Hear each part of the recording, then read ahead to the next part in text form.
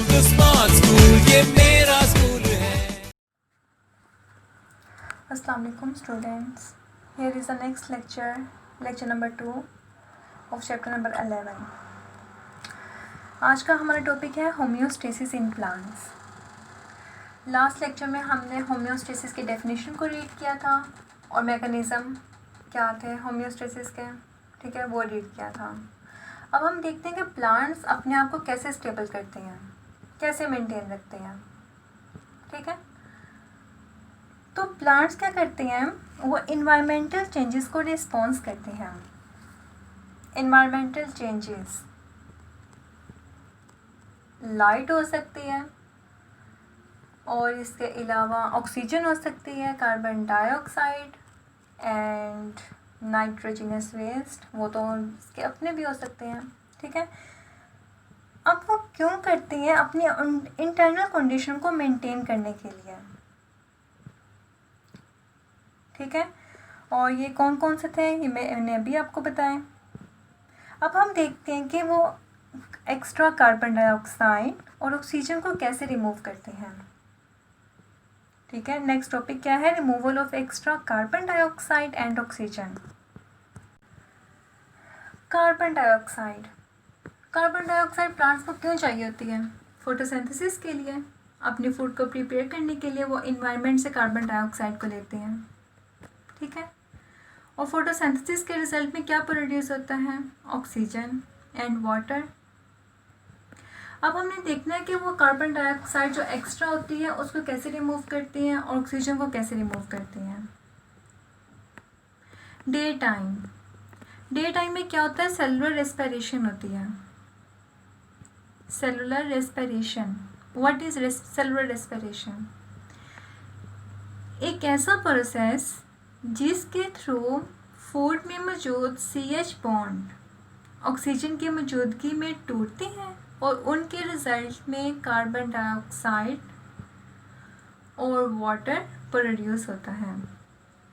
उस प्रोसेस को हम सेलुलर रेस्पिरेशन कहते हैं, ठीक है। सेलुलर रेस्पिरेशन क्या होता है, कार्बन डाइऑक्साइड प्रोड्यूस होती है जिसमें ये देखें C6H12O6 ये बॉन्ड ऑक्सीजन की मौजूदगी में टूटेगा, ब्रेक डाउन होगी इस बॉन्ड की, तो क्या प्रोड्यूस होगा, carbon dioxide plus water molecule. अब जो कार्बन डाइऑक्साइड सेलुलर रेस्पिरेशन के रिजल्ट में प्रोड्यूस होती है वो यूज्ड होती है फोटोसिंथेसिस में, ठीक है। फोटोसिंथेसिस क्या था, ये प्रोसेस को अगर हम रिवर्स करते हैं तो वो ग्लूकोज बना देगा, अगर इसकी ब्रेक डाउन करें तो वो कार्बन डाइऑक्साइड वाटर में ब्रेक डाउन होता है, ऑलराइट। तो कार्बन डाइऑक्साइड जो सेलुलर रेस्पिरेशन में बन रही है वो यूज़ होती है फोटोसिंथेसिस में, और कुछ कार्बन डाइऑक्साइड सरप्लस कर ली जाती है, स्टोर कर ली जाती है, ठीक है। नाइट में क्या होता है, रात के टाइम में क्या होता है, रात के टाइम में फोटोसिंथेसिस तो नहीं होती, ठीक है। तो क्या होता है कि सिर्फ कार्बन डाइऑक्साइड सरप्लस होती है, सिर्फ स्टोर होती है, क्योंकि यूटिलाइज तो नहीं होती, यूटिलाइज तो वो सिर्फ डे टाइम ही होगी जब फोटोसिंथेसिस होगी, तो कोई भी यूटिलाइजेशन नहीं होती कार्बन डाइऑक्साइड की। और ये टिश्यू सेल से रिमूव होती है डिफ्यूजन के थ्रू, टिश्यू सेल से रिमूव होगी किस प्रोसेस के थ्रू, डिफ्यूजन प्रोसेस के थ्रू, ठीक है। जहाँ से वो डिफ्यूजन प्रोसेस क्या था कि गैसेस हाई एरिया से, हाई कंसंट्रेशन एरिया से मूव करती है लो कंसंट्रेशन की तरफ, ठीक है। इसका मतलब है टिश्यू लेवल में कंसंट्रेशन गैसेस की ज़्यादा थी, अब ये यहाँ से मूव कर रही है लो कंसंट्रेशन की तरफ, ऑलराइट। अगर हम लीव्स की बात करें और यंग स्टेम की बात करें तो वहाँ से किसके थ्रू रिमूव हो रही है, स्टोमेटा के थ्रू। स्टोमेटा क्या है, स्मॉल ओपनिंग, स्मॉल पोर, ठीक है, लीव्स में। और यंग स्टेम से स्टोमेटा के through carbon dioxide escape out हो रही है। यंग स्टेम किसे कहते हैं, न्यूली बोर्न स्टेम, जो ग्रीन कलर का होता है, सॉफ्ट होता है, ठीक है। इन यंग रूट्स में कार्बन डाइऑक्साइड रूट हेयर्स के थ्रू एस्केप होती हैं। ठीक है, रूट हेयर्स क्या थे? This one is root hairs, further division of root is called root hairs, right?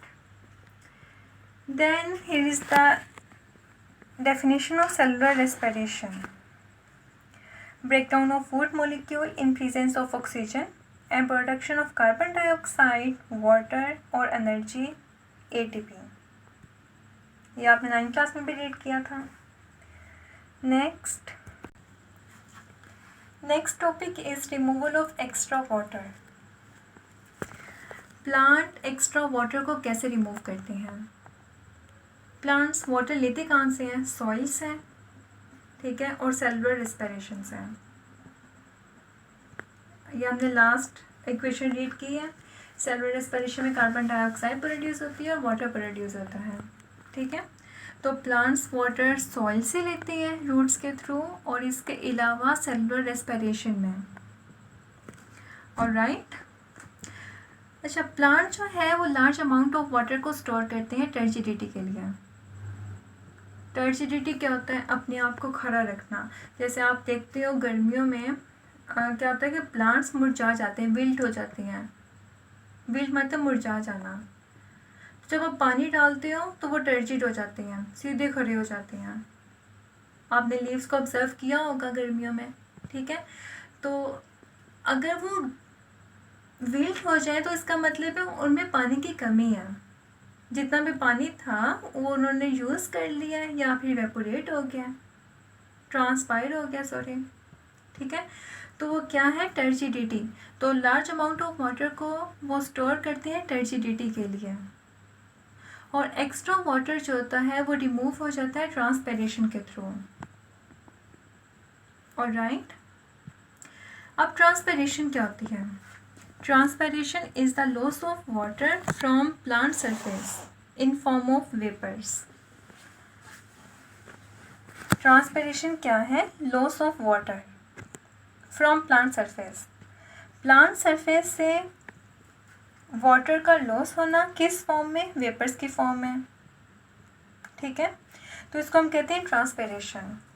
एक दूसरी टर्म हम यूज़ करते हैं इवेपोरेशन। इवेपोरेशन हम यूज़ करते हैं किसी भी सरफेस से वाटर का लॉस हो जाना। अर्थ सरफेस से या फिर सी सरफेस से अगर पानी क्या हो रहा है? लॉस हो रहा है, तो उस term in the form of vapour, तो उस टर्म को हम इवेपोरेशन कहते हैं। लेकिन ट्रांसपिरेशन की टर्म को हम प्लांट सरफेस के लिए यूज़ करते हैं। ये आपने हमेशा बात याद रखनी है, ठीक है। अगर तो वाटर प्लांट सरफेस से लॉस हो रहा है तो उसको हम ट्रांसपिरेशन कहेंगे, और अगर वाटर लैंड से या सी सरफेस से लॉस हो रहा है तो उसको हम इवेपोरेशन कहते हैं, ठीक है। अच्छा, डे टाइम में क्या होता है? डे टाइम में ट्रांसपिरेशन अकर होती है, मतलब ट्रांसपिरेशन होती है, जबकि नाइट टाइम में ट्रांसपिरेशन नहीं होती। डे टाइम में ट्रांसपिरेशन कैसे होती है? क्योंकि स्टोमेटा ओपन होते हैं, ठीक है। जब स्टोमेटा ओपन होंगे तो पानी, वाटर जो है वो वेपर्स की फॉर्म में ट्रांसपायर होता जाएगा, जबकि नाइट टाइम में स्टोमेटा क्लोज होते हैं, इसलिए ट्रांसपिरेशन नहीं होती। अगर तो पानी बहुत ज़्यादा है सॉइल में, रात के टाइम अगर पानी सॉइल में बहुत ज़्यादा है तो वो क्या करता है? रूट में आ जाता है, ठीक है। और रूट्स के थ्रू वो अकोमुलेट होता है जाइलम वेसल्स में। ये हम नाइट टाइम की बात कर रहे हैं। नाइट टाइम में क्या होता है? अगर वाटर सॉइल में ज़्यादा है तो वो वाटर रूट्स में आ जाएगा, रूट्स के थ्रू वो जाइलम वेसल में अकोमुलेट होना शुरू हो जाएगा। देन कुछ प्लांट्स ऐसे होते हैं कि वो अकोमुलेट वाटर, जो जाइलम वेसल में वाटर अकोमुलेट था उसको वो फोर्स करते हैं स्पेशल पोर्स के थ्रू वो वाटर लीफ टिप्स पे आ जाता है या उसके एजेस पे आ जाता है, दिस इज लीफ टिप, और इसके एजेस पे वाटर जो है वो अपेयर होना शुरू हो जाता है। ठीक है, तो in the form of drops, जिसको हम ग्यूटेशन कहते हैं, और ये किस में होता है? ग्रासेस में होता है। ठीक है, कुछ प्लांट्स जैसा कि ग्रासेस, वो क्या करती है, अगर उनके पास बहुत ज़्यादा वाटर है तो वो वाटर को पुश करती हैं, फोर्स लगाती हैं। वो फोर्स लगाने से वाटर जो है वो उनकी लीफ टिप्स पे या उनके एजेस पे आ जाता है ड्रॉप्स की फॉर्म में। इस टर्म को हम ग्यूटेशन कहते हैं। ऑलराइट, अब हम ग्यूटेशन की अगर डेफिनेशन देखें तो ग्यूटेशन क्या है? Appearance of drops of water on tips और एजेस ऑफ लीव्स। लीव्स के टिप्स पे और उनके एजेस पे ड्रॉप्स का अपीयर होना, इस टर्म को हम ग्यूटेशन कहते हैं। और guttation is not confuse with dew drops. Guttation को हम ड्यू ड्रॉप्स के साथ कंफ्यूज नहीं कर सकते हैं। ग्यूटेशन क्या है? Internal force. ठीक है, जबकि ड्यू ड्रॉप्स क्या है? कंडेंसिस फॉर्म, इन्वायरमेंट की कंडेंस फॉर्म है। मतलब इन्वायरमेंट में पहले से पानी था, हमारे इन्वायरमेंट में वाटर होता है ना, ठीक है, गैसेस के साथ साथ हवा में पानी भी शामिल होता है। जब टेम्परेचर कम होता है तो जो पानी हमारे इन्वायरमेंट में था वो टेम्परेचर कम होने की वजह से ग्रेविटी की तरफ आ जाता है। ठीक है, तो रात के टाइम में टेम्परेचर जब कम होता है तो जो पानी हमारे इन्वायरमेंट में होता है वो कम टेम्परेचर होने की वजह से पत्तों पे आके गिर जाता है या ज़मीन पे। तब भी आप कहते हो कि सुबह के टाइम ड्यू ड्रॉप्स होती हैं या पत्ते गीले थे, वो ड्यू ड्रॉप्स होते हैं। ठीक है, condenses from the atmosphere on to the plant surface. वो एटमॉस्फेयर का पानी होता है जो टेम्परेचर कम होने की वजह से प्लांट सरफेस पे आके गिर जाता है। ठीक है, जैसे कि अब हम इसकी एग्जांपल लेते हैं ठंडे पानी का ग्लास। आप ग्लास में ठंडा पानी लेते हो, कुछ देर के बाद आप देखते हो कि पानी जो है वो बाहर, ग्लास के बाहर भी लगा हुआ है। क्या वो ग्लास से बाहर आ गया है पानी? नहीं, ऐसा नहीं होता। वो ग्लास से बाहर नहीं आया। एक्चुअली ग्लास का टेम्परेचर क्या था? इन्वायरमेंट से कम था। तो हमारे एटमॉस्फेयर में जो भी वाटर मॉलिक्यूल्स थे वो कम टेम्परेचर पे आके अकोमुलेट हो गए, तो वो ग्लास के इर्द गिर्द आकर इकट्ठे हो गए, जिसकी वजह से आपको लगता है कि वो ग्लास के बाहर पे पानी आ गया। ऐसा नहीं होता, वो एटमॉस्फेयर का वाटर होता है। I hope you understand. Thanks.